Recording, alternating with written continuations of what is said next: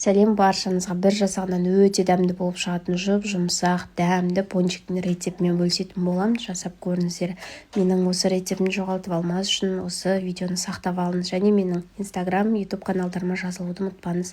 Бізге қажетті заттар: сүт, ұн, қант, май, жұмыртқа, ванильді сахар қажет болады. Ұнымызды салып алғаннан кейін сүтіміздің жарты бөлігіне осындай ашытқымызды салып, қантымызды, кішкене тұзымызды сеуіп алып, бетін жауып қоямыз. Кішкене көтеріліп, 5 минутқа қалдырасыздар.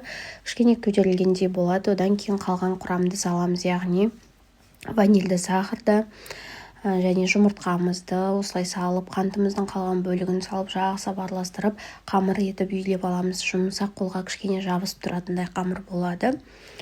Одан кейін жаңағы сары майымызды ортасында, мен пампушканы қолданам, үй жағдайында бағасы да қолжетімді, әрі өте майлы емес, өте жақсы болып шығады. Сіздер өз қалауларыңызға байланысты өстіп орап жасап жайып аламыз. Одан кейін мен 2-3 қайтара көтердім. Бұл жерде 2-3 қайтардым. Нанды сіздерге видеода көрінбей қалыпты. Өстіп бөлшектерге бөліп аламыз да, салфетканы 4 бөлікке бөліп, астына өстіп жасап шықты. Міне осылай. Содан кейін көтерілген пончиктеріміз, бетін жауға көтерілуге жауып қоямыз.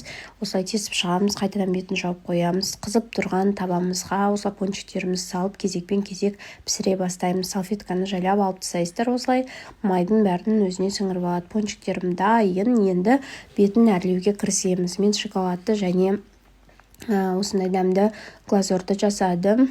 Бетіне осындай конфетиктер алып қоятын болам. Алып қойғанмын балаларға қызықты болсын деп.